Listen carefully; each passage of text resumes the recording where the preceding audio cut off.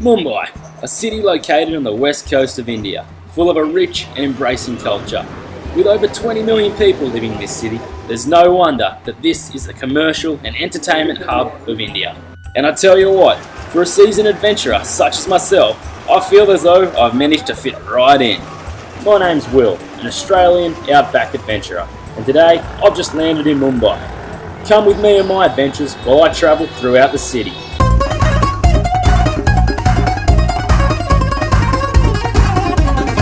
It's always important when entering a new country that you acquaint yourself with the locals, as to get the best experience from your adventure. Okay, we've just come across a couple of locals here. What's your name? I'm Will. Kids here are just so friendly. What's your name? One of the most informative locals I met was in the park. G'day, how you going? What's your name? मुझे English नहीं आता है। नहीं है, g'day, I'm Will. ये क्या कपड़ा आपने पहना है? Yes. आप क्या पागल जैसे कपड़े पहने हो? Yes. I flew here on a plane, big plane, came over to India. I'm from Australia, actually. Yes. आप धूप में कभी गए नहीं क्या?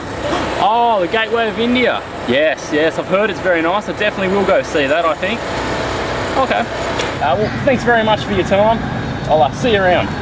क्या ये पागल गोरा है लड़का, बात करता है कुछ भी? The language barrier was no trouble for me, and I was soon on my way to the Gateway of India, like she suggested. To get to the gateway, I decided I'd try my hand at the local transport. Taking a rickshaw is one of the most efficient ways to travel in Mumbai, especially as they are easy to manoeuvre in heavy traffic.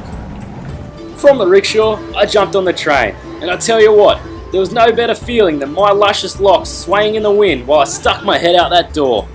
The trains in Mumbai can get crowded, but don't let the crowds deter you, because there's no doubt about it, you will get a free body massage. And let's face it, we all love a good rub down from a stranger. Eventually I arrived at the Gateway of India, and it was magnificent. Rightio, so we got the Gateway of India behind us. It's a bloody big gate. I don't know what sort of animals they got to keep out of there, I tell you what. The closer I got, the bigger it became, and I soon found out that it wasn't actually a gate. There were no hinges. The cattle could have walked straight through it. Despite its impracticality as a gate, it attracts a lot of tourists. We even spotted white people, and it wasn't long until myself and film crew were spotted for our fame.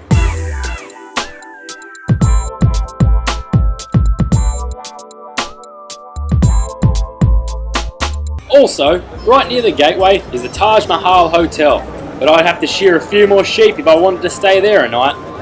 Unfortunately, I couldn't stay long at these extravagant sites. I wanted to get to the market before dark.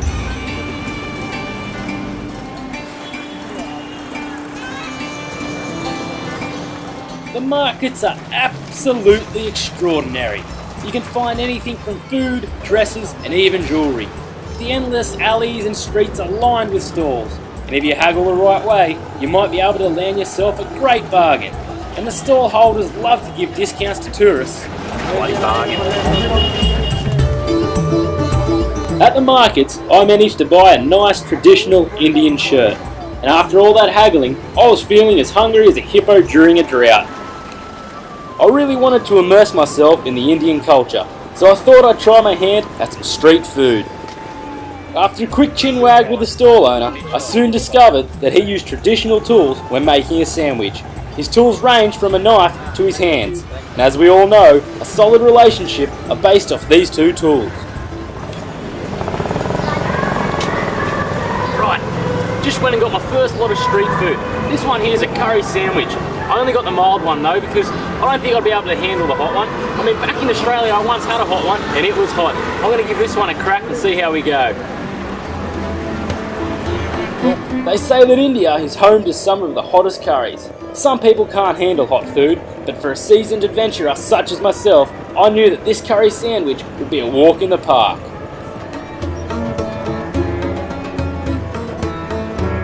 The sandwich's spices were no trouble for me. I enjoyed every last mouthful. I could have gone for another one.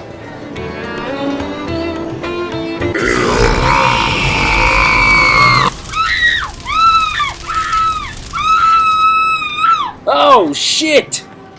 As much as I wanted to go for another curry sandwich, I really needed to get home and attend to a slight bowel movement matter.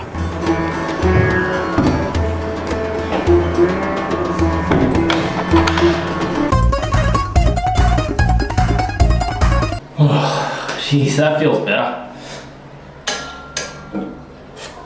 Yes, see, in India they don't like to use toilet paper. We have this thing, it's a bum gun. It's basically a hose with a nozzle that shoots water.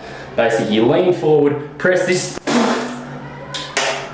After that matter was seen to, I now know what Johnny Cash was talking about when he went down to the burning ring of fire. It's incredible what you can get done in a day. Yesterday I managed to explore some of the unique qualities Mumbai has to offer. However, before I could leave for home, I had one last item left on my itinerary. You're supposed to cut when you pan. Cut! As we all know, there's big rivalry between India and Australia in the cricket. And today, my last day in India, I had a cricket match scheduled with some of the local kids.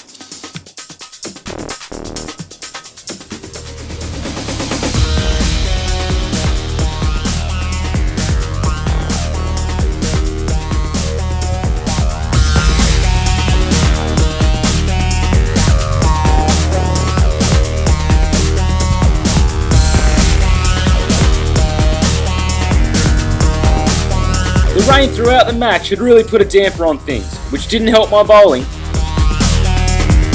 Taking to the crease, I knew I'd smash these kids out of the park.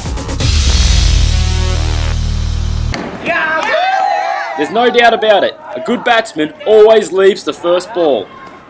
I thought I'd let them win the match this time and be a good sport for Australia. There's no doubt about it, Mumbai is a magical place. For some people, it may not be the easiest city to adapt to, but the diversity and richness of the culture, as well as the people, make it a magnificent adventure. Along my travels, I've met some helpful and amazing people, seen some extraordinary sights, and have had some great times. I'm Will, and until next time, keep safe and adventure on.